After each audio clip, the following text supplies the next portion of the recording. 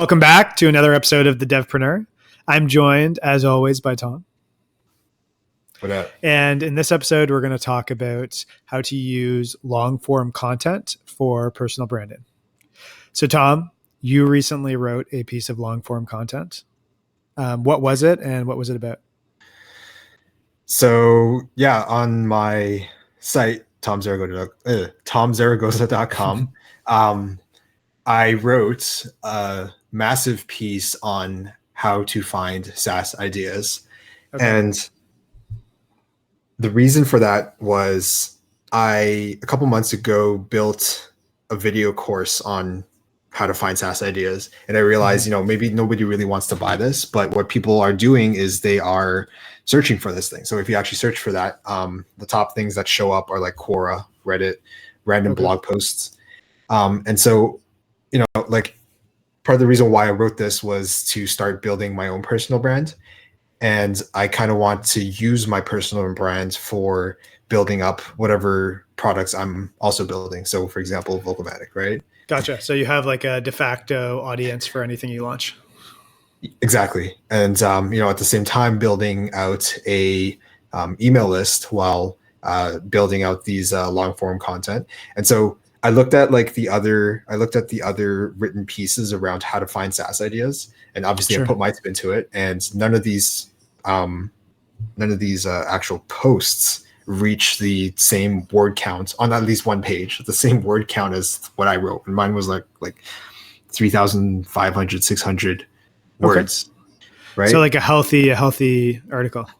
Super healthy, because that's very long, because a lot of blog posts are like 700, 800, right?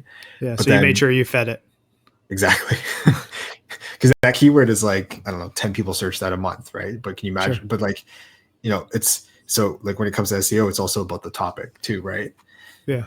So people are going to be find SaaS ideas, or how to find, right? So there's a lot of variations of how people search that.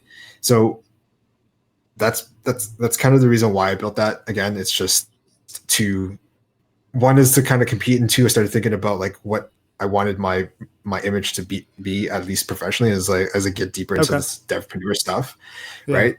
Because I don't know, I just realized I love SaaS products, micro SaaS businesses and stuff. Right? It's super cool. You're doing it, I'm doing it, whatever, right? And whenever somebody comes into I guess my attention that they're doing something like that, it's just very exciting. And so, other people could also learn how to find ideas, because some people just have no idea where to start. And this is the guide that I wish I had when I was starting out to kind of help others build or find SaaS ideas. Yeah. Yeah. I mean, I know I've read a lot of it, or at least I've heard a lot of the points in it. Mm-hmm. And it was all stuff I really wish I had when I was starting. Anyway, so you release this piece of content. You want to start to be seen and start to build a following for someone who knows how to help people generate their own SaaS ideas. Have you released it yet? The article itself? Yes.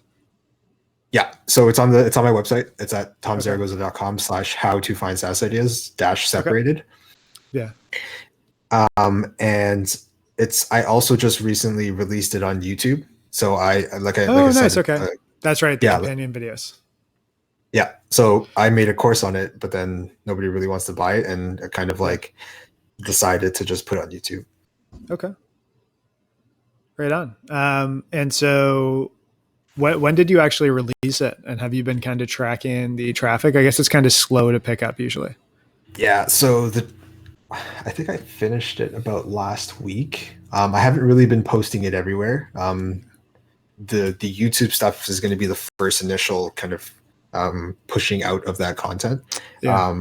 But I haven't been doing the scrappy stuff, going into forums and messaging and be like, here, check out this method on how to find an idea. Gotcha. Looking at Quora to do that. Quora is a pretty cool place. Yeah. Question answer, right? Reddit's Reddit's an interesting place, because if there's any sense of you trying to promote something, they get a little but I'm going to try to find the places that make sense to post the article. You just Your voice got super high pitched. I want to see that in the recording. Is it It's so still funny. high pitched? Yeah, it is actually. Let's just run with it. You sound like Mickey Mouse. All right. Well, I mean, I don't know if you have anything else to add, Mickey Mouse. I did want to ask you though, like, like starting the podcast could be seen as one way of like building a long form piece of content over a long period of time. And how, like, what was that one of the motivations for doing that for, I guess, your own personal brand? Because you do own charliereese.ca and you have your own articles on there, entrepreneurship, programming, et cetera, et cetera. So like what was your... Honestly, I think I just wanted to do it for fun. That's the best. Yeah, and just kind of talk about stuff that was either timely for me or for you. I mean, this long form content, like short blurb that we're doing now, it's something I'm planning to really dig into after I launch Clientelify. And by launch, I mean you can actually like create an account just as like a normal person, because you can't do that today. And so it's topical for me. So I just kind of like using it as a way to explore thoughts I have, I guess. But I didn't think about it too much from a personal branding point of view. And I think it has tremendous value potentially as a personal branding tool, but it's not why I wanted to do it. Interesting. Okay. Yeah. Yeah.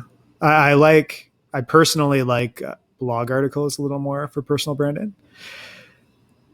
I'm not sure why, and I'm not sure that they're actually better. I think I feel that, especially if something's not going to become incredibly popular, if I were to go apply for a job or I was going to meet with someone, they're probably not going to listen to my podcast. Probably, although maybe they would. But if they type my name into Google, they're going to see the website and they're going to see the articles, and they might see the podcast, but they'll probably just kind of be like clicking through like stuff that you and I talk about. Right. So that's why I love doing the podcast, and it's fun to just kind of just for both of us to talk about something we want to talk about once a week.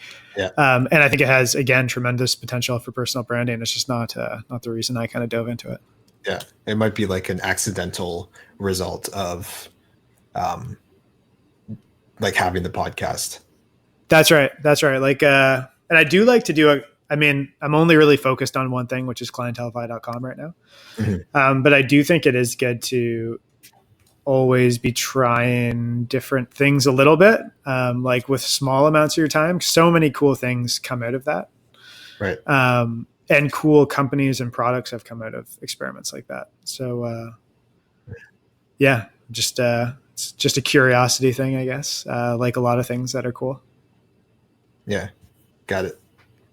Yeah. I mean, that's kind of all I had about, writing a long piece of content and trying to treat it like a product and getting it out there.